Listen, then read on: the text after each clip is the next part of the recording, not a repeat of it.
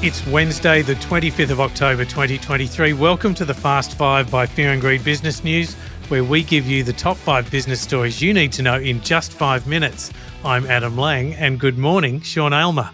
Good morning, Adam. Sean, story number 1, and it's a big one. Strong growth in incomes and employment mean renters and low-income households are better off than they were 2 years ago. That's the pronouncement from new Reserve Bank Governor Michelle Bullock, and she wouldn't hesitate to lift interest rates again. Yeah, those comments probably won't win her lots of friends, given many people are struggling to find a combination they can afford. Speaking last night, Bullock said she wouldn't hesitate to raise the cash rate if there was a significant upgrade to inflation forecasts. Her comments come ahead of today's September quarter CPI reading from the Bureau of Statistics, which many economists believe will tip the scales on a rate rise one way or another.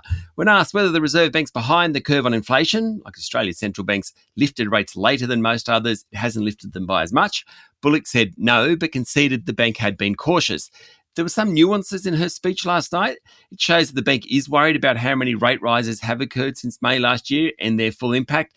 Bullock said the board is mindful that growth in demand and the rate of inflation have been moderating and that there are long lags in the transmission of monetary policy. Okay, so what about rents, Sean? Plenty of people out there are struggling to pay their existing rent. While rents are increasing at their fastest pace in a decade due to a nationwide shortage of homes, Bullock presented Reserve Bank research that shows renters had actually seen their spare cash flow improve since 2021 due to higher income growth. Essentially, low-income people have gained more work and more hours in the hot labour market. Best off, though, are the people who own their own home outright. They've benefited from higher employment and interest income more than offsetting inflation. Sean, story number 2. Microsoft will invest $5 billion in Australia to bolster Australian cybersecurity, cloud computing and artificial intelligence capabilities. The announcement made by Prime Minister Anthony Albanese in Washington includes Microsoft partnering with Australia's cyber spy agency, digital skills training for 300,000 locals, and boosting the number of data centres across the country from 20 to 29. It's a centrepiece announcement of Albanese's trip to the US. Microsoft said the investment will increase the company's computing capacity by 250% over 2 years, helping Australia seize the opportunities of cloud computing and artificial intelligence. In fact, it's the company's largest investment in Australia in 40 years. Albanese is in the US. He will hold talks with President Joe Biden and other congressional leaders, hoping to push the AUKUS-related legislation currently gridlocked in Congress. Republicans have argued against the legislation, saying it could lead to fewer submarines being built for US defence forces. Bit of work to do there. Sean, another big one at story number 3. National Australia Bank, one of the country's biggest home lenders, has revised up its forecast for property prices this year, estimating that they will rise 8% in 2023 and 5% next year. And if you own a property in Sydney, Brisbane or Perth, prices could be up by 12%. Hobart remains a laggard, with prices tipped to fall this year by 3.3%. The Adelaide forecast is nearly 9%. Melbourne is under 5%. NAB's Group Chief Economist Alan Oster says property prices continue to be supported by significant supply-demand imbalance amid rising rates and reduced borrowing power. Oster thinks the increases will occur. Notwithstanding, he's still predicting another rate rise on November 7. He then thinks rates will be steady until the second half of next year. NAB joins a list of market watchers upping their forecast for house price growth this year. Even the new boss of the Reserve Bank, Michelle Bullock, last week said she was surprised by the strength and resilience in the Australian housing market. Sean, something for both the taste buds and investors at story number 4. Vegemite is having one of its best years in 2 decades, coinciding with its 100-year birthday. I've got to say, after not eating this stuff for years, I'm back on board. I'm helping these sales. Sales of Vegemite are growing at about twice the pace of the broader spreads category. That whole category is having a pretty good time of it, growing at a 5% pace. It's worth around $700 million a year, the spreads category.